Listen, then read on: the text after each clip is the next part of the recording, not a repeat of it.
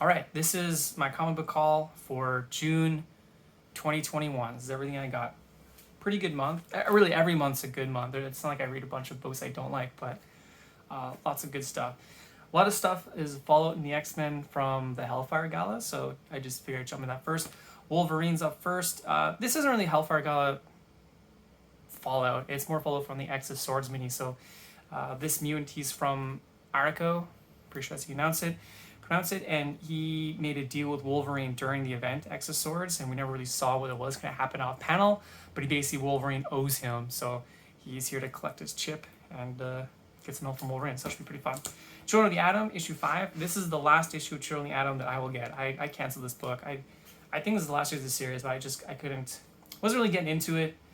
I like the art. Paco Medina is great, but I don't know, the story just wasn't for me. It wasn't really tying into any of the other X-Men stuff, and that's kind of my goal in wanting to read everything that's X-Men related while Jonathan Hickman's kind of overseeing it, but this wasn't tying into anything, so I'm kind of done. Like, even this like Gambit looking mutant, like, she's the only actual mutant on the team you find out in the last issue, and then she shows up in the Hellfire Gala in like this scene. She's invited to the party, so that's as close as it gets, I guess. Marauders, this should be a fun issue just because obviously Emma Frost planned the entire Hellfire Gala, and she currently has Sebastian Shaw like under her thumb within the the Hellfire Club, I should mention, because he killed Kitty Pryde, and obviously Emma and Kitty Pryde know, so like we won't tell anybody because one of the 3 rules of Krakoa is don't kill mutants. So this should be pretty cool. New Mutants was also a really good issue in the Hellfire Gala just because it is really pushing the Shadow King stuff forward, and Scout, who is the clone of X-23, and X-Ray, who's the clone of Wolverine, so she's like a mini Wolverine. She went to confront the Shadow King, and it didn't look like it turned out well. They found her dead, so we'll see what's going on there. Cable number 12. This is the last issue of Cable. It's done after this. I'm hoping Kid Cable sticks around, but I really don't know, because he had these flashbacks in the last few issues showing like an old man Cable, who I assumed was just Kid Cable grown up in the future, but it actually turns out it was actually just the original old man Cable, because in the last issue, young Cable goes to the council, and Scott Summers, he's like, hey, I need to find Strife, and the only one that can find Strife, who's the evil clone of the older version of me, is the old version of me who I've killed. So we need to bring him back. So they literally, they hatch him in one of the eggs, and he comes to, and the 2 Cables, along with Deadpool and Domino, go out to find and kill Strife. So I don't want to see, well, that's one of the other rules of Krakoa, is you shouldn't have 2 versions of a mutant running around, because obviously they can bring them back to life, so don't do that. So another rule's been broken. Sword, I really like this book. I really like the writer, Al Ewing. I love the artist, Stefano Caselli, but this book is like tying into another event, The Last Annihilation, which is written by Al Ewing, which is, I guess, is fine, but I'm not going to read that event. I was really hoping this book would really just tie into more of the mutants and space stuff, because the Hellfire Gala literally ends with the mutants terraforming Mars and turning it into a mutant planet. So I thought, cool, this is where sort of really take off, and it's going to be like helping to represent both Earth and Mars, which they actually call Planet Arago, and like the galactic kind of Marvel stuff. But no, it's going to tie into Last Annihilation. Maybe just a one issue? I don't know. Hellions, still a really fun book, as I always say. Sinister's, he's got these like secret clones everywhere that no one's really supposed to know about. Looks like they're gonna kind of finally come back to get him in the butt. So we'll see. There's a lot of fun stuff. I'm never, like, this is always a book I'm always curious, like, when a lot of the other X-Men books last about like 15, 16 issues. This one I feel like could just keep going. I love the Hellions team. They're a lot of fun to read. X-Forks, this is definitely followed for the Hellfire Gala. One of the previous arcs, they went to this like South American country, and there was like these kind of plant race that was sentient, and Beast, basically his solution to stopping them was to basically change their genetic code to control them. I think he did something to now he controls them, and they basically like, oh hey, this country's now an ally with Krakoa. This is great. And I was like, oh yeah, that's awesome. Great work, X-Force. Then they found out what he actually did. Like, Jesus, Beast, why are you such a monster? So he was like, all right, I'll put them back the way they were. And he did it during the Hellfire Gala, so that didn't go over well. And the X-Force had to step in and try and stop them, but obviously we'll see some fallout there. I do like having Beast as kind of the he's not a bad guy, but he's doing some dark stuff. New X-Men book. So Hickman's no longer writing the main X-Men book, so they restarted from number 1, and this focuses on like an actual superhero team of mutants. They haven't had that in a long time. All the members were voted by the citizens of Krakoa, mutants essentially, and they're out there doing stuff. I'm actually looking really forward to it, especially after the Hellfire Gala stuff. As I said, they terraformed a planet in front of everybody, so I'm sure tensions are high. And they're like, no, we're good. We got superheroes. We're fine. It's good. Hickman's going to go and write like another X-Men book that comes out, I think, maybe next month or the month after, Inferno. That's going to probably really kick off some stuff. Moira McTaggart's on the cover of issue 1, so yeah, it's going to be good. X-Corp, still liking this book. I like all the X-Men books, really. They're all fun. But this has a lot of the X-Men I like. Angel, Multiple Man. It's a lot of talking heads, which I dig. I don't mind that. This cover reminds me kind of Darwin Cook, but that can't be because Darwin Cook unfortunately passed away quite a few years ago. Excalibur. Rogue is gone because she's on the main X-Men team, so she's in the main X-Men book. So Gambit's obviously still here. He's in the back, so what can you do? But this book is now finally starting to deal more with like Excalibur type stuff that Excalibur used to deal with the original Captain Britain, with like helping and defending Otherworld, which is really cool.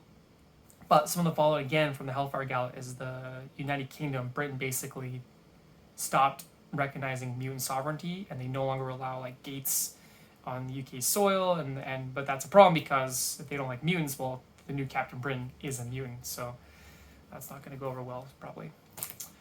Way of X, this book is really picking up, especially after the last issue where, even though it was at the Hellfire Gala and it was mostly just Nightcrawler getting like really drunk and like kind of, bamfing around and causing some problems, he did talk to Legion the morning after when he was hungover, and he was like, we should go tell people about like that Onslaught's back, and he's like, why? Like, who do we tell?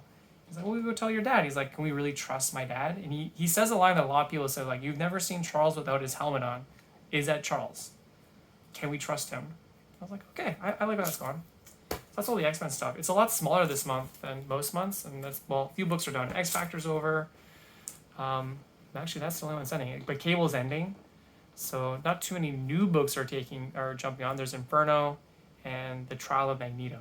So we'll see. I'm sure there'll be another X book soon.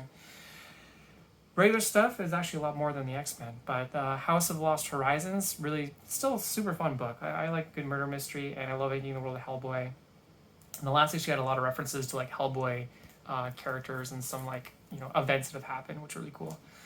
Amazing Fantasy #1, it's the new miniseries by Carrie Andrews, who I love. He's a Canadian artist. I absolutely love Carrie Andrews. I buy everything he does. He's had awesome runs on Spider-Man and X-Men. His independent stuff is really good. And so yeah, I'm picking this up. I don't really know what it's about, other than it seems like Captain America, Spider-Man, and Black Widow kind of get taken into a world that's full of amazing fantasy. His art, like, this is his cover, but the inside's not going to look the same. He doesn't do this painted style all the time. That would definitely take a lot, but his pencils are very much like this. He's got a cool, exaggerated style, but love that.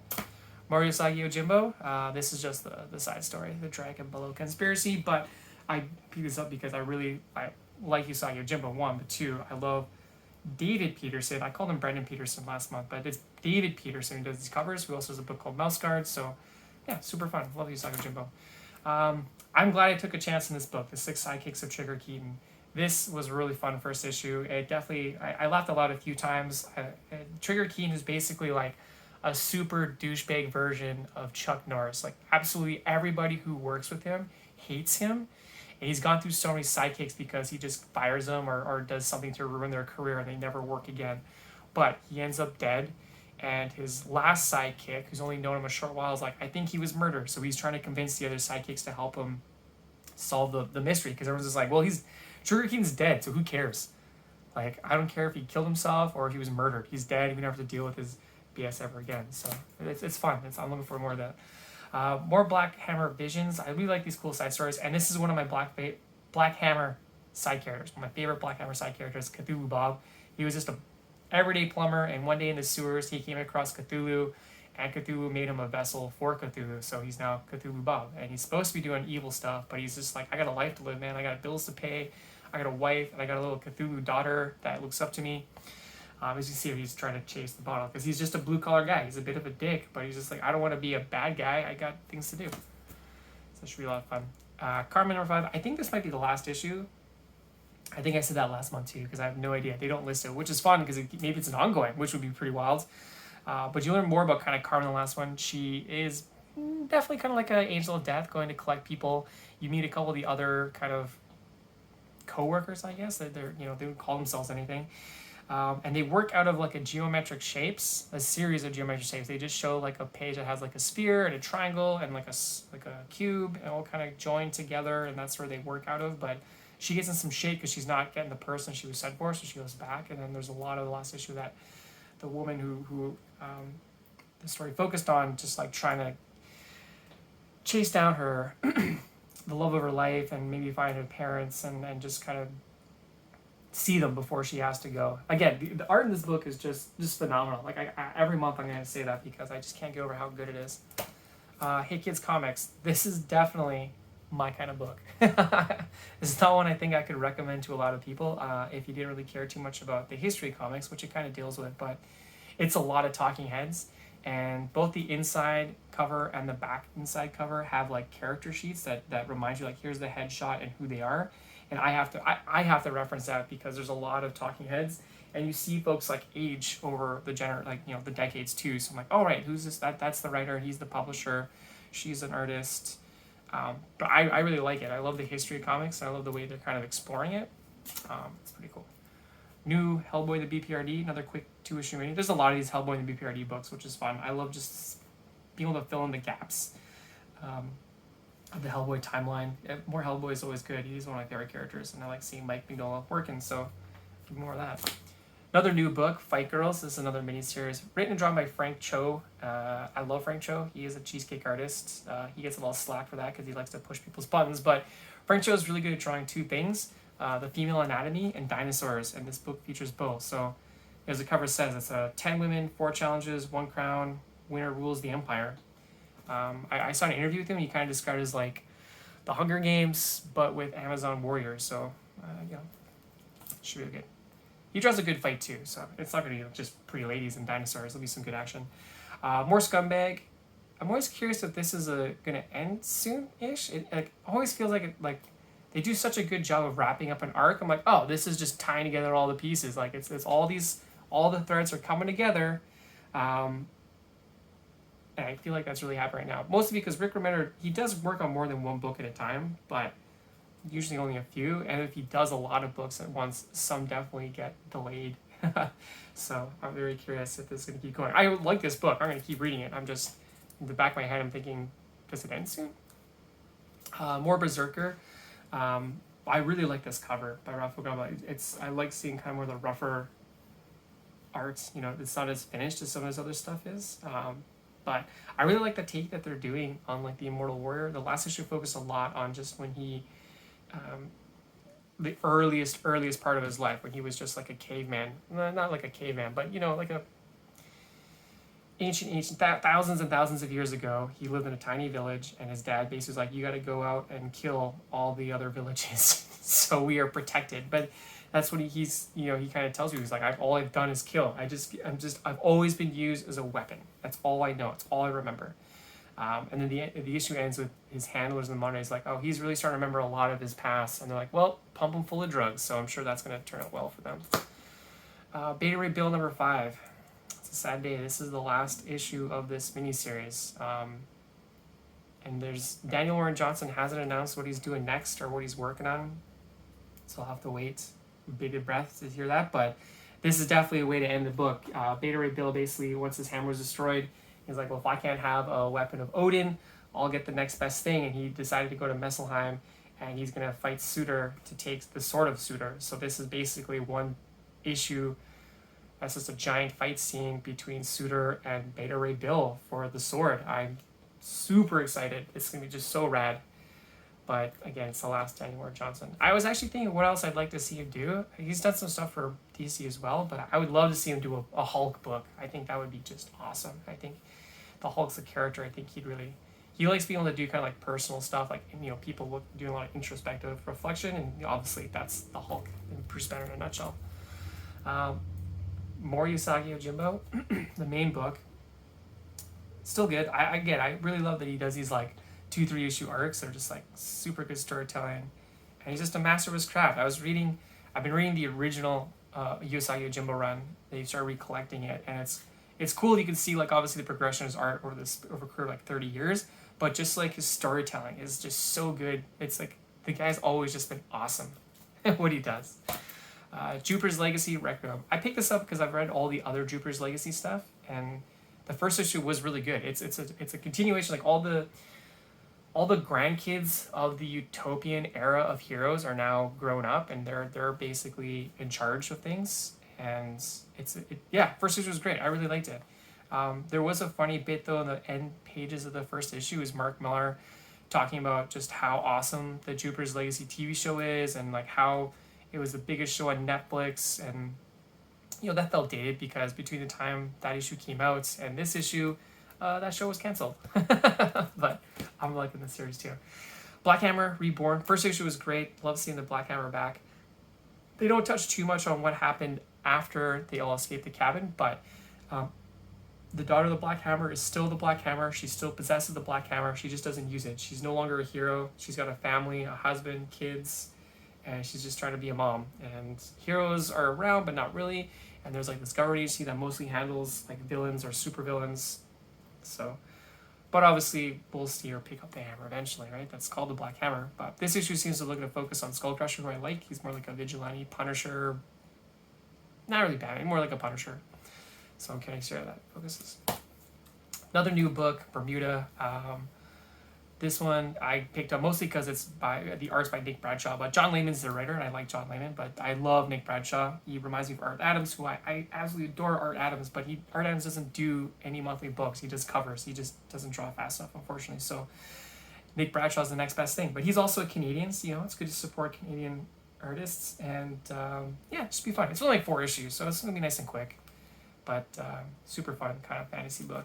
The main character, he's called Bermuda. I don't think it takes place in Bermuda. I think his name is Bermuda. And then funny enough, I totally forgot I had ordered this, or that it was actually even coming out. I know I ordered it, I just forgot it was coming out. Mouse Card. That one Usagi Yojimbo book I picked up because David Peterson does the covers. This is the book that he draws. He's done some other stuff. He did some issues for the IDW Ninja Turtles and a couple of their miniseries, but this is his main book. He's been working on this for like decades, so he just puts out issues here and there. The art inside is just as good as the cover.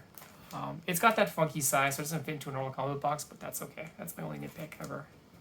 But very much looking forward to reading more Mouse Card because I really enjoy it. Then I did get a few other books as well. I got this one, Under the Air. This is Osamu Tezuka, godfather of manga, creator of Astro Boy, Simba the Lion, arguably one of the greatest mangakas ever.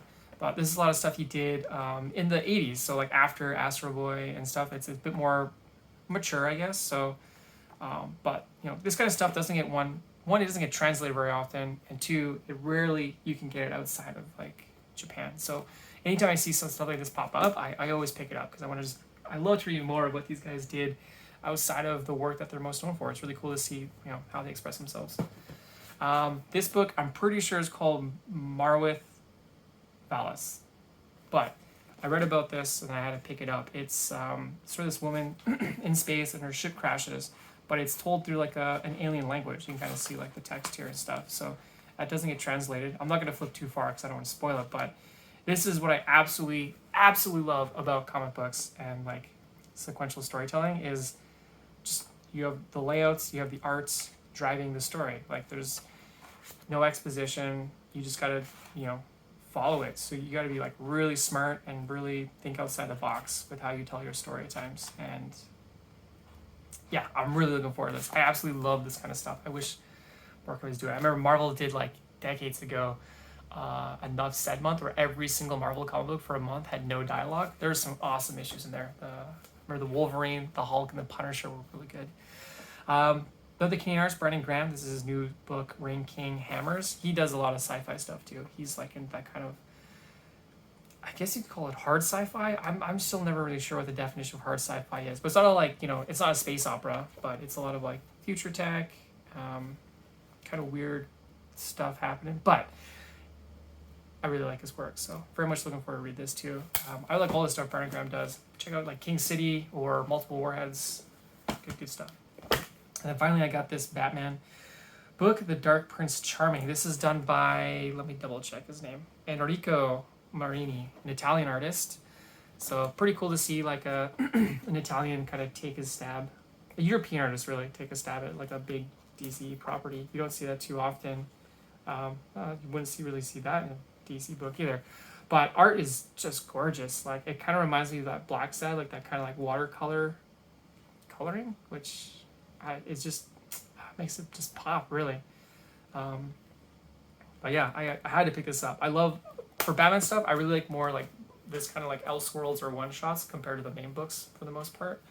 And I wish more companies would take a chance on this kind of stuff. Like this is, I've been saying for years, every major publisher, really just the big two, Marvel and DC, should embrace just giving creators the freedom to tell the story that they want to tell, and none of it tied to continuity or character archetypes. Like you get some really cool and fun stuff when you let people do that. You know, let them play with your toys and they'll do something cool. So that'll be a lot of fun. Really looking forward to this one. But yeah, that's everything I picked up this month. So as always, let me know your cheers, your jeers. Let me know what you think, and I'll talk to you soon.